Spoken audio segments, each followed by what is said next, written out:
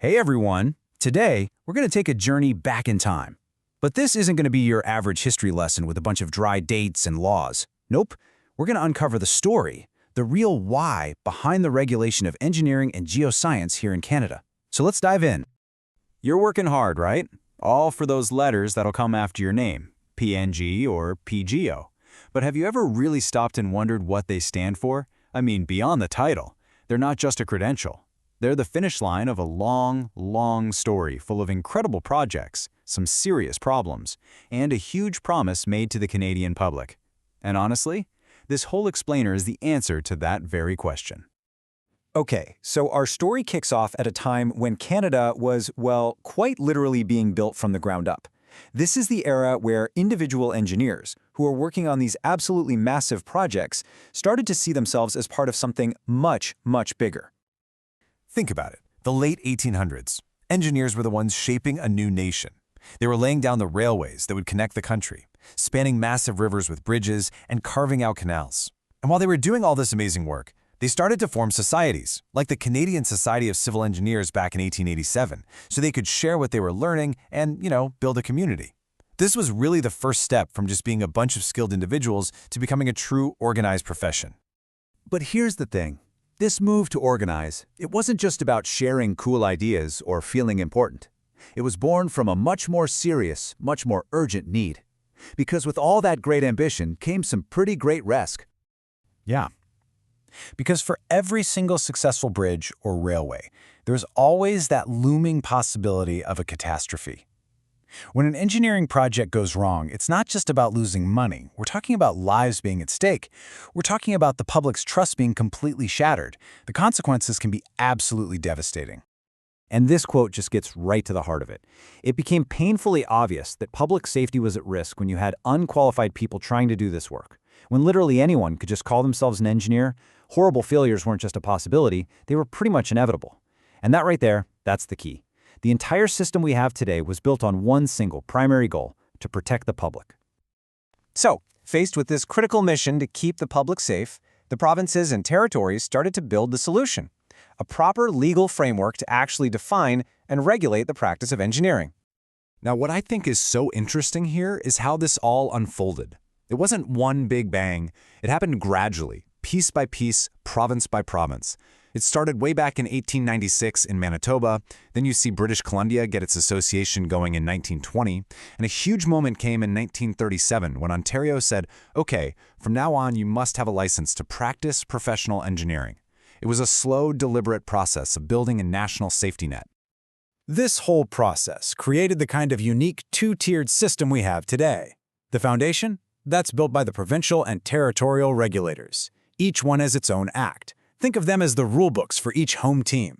But, to make sure a P.eng in BC meets the same high standards as one in Newfoundland, you need a second layer, a coordinating body to create a solid national framework. And that, of course, brings us to Engineers Canada. Let's stick with that sports analogy. If the provinces are the teams, Engineers Canada is kind of like the league office. It's not the one licensing individual engineers, but it's the body that makes sure every team is playing the same game by the same high standards. They do this by accrediting university programs and making sure professional ethics are aligned all across the country.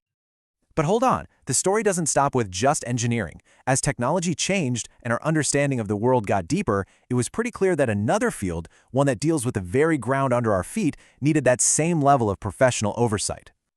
So while engineering was all about designing and building things, the world of geoscience, dealing with earth sciences, finding resources, protecting the environment, was becoming more and more critical. And unregulated geoscience posed its own set of really serious risks. I mean, think about it. Assessing landslide hazards, finding safe drinking water, making sure mine walls are stable, cleaning up contaminated sites. The work geoscientists do has a direct, profound impact on public safety, and the need for regulation became totally undeniable. And this evolution became official across the country over time. A really great example is the year 1990. That's when British Columbia formally expanded its association to include geoscientists, creating what we now know as the Association of Professional Engineers and Geoscientists of British Columbia. It was a clear recognition that protecting the public now demanded a broader definition of professional practice. All right, this whole history of laws and organizations, it's all incredibly important. But there's another part of this story. It's a tradition, and it speaks to the very soul of the profession in Canada.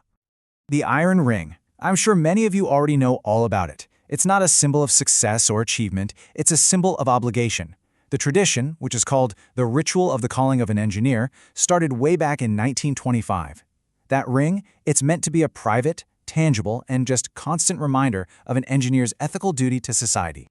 It really is so much more than just a piece of metal, isn't it? It represents that promise that's at the very heart of the profession, a deep, deep commitment to ethical practice, to serving the public, and to earning the public's trust every single day. It's a powerful symbol of professional identity that connects every single engineer in Canada to this shared set of values.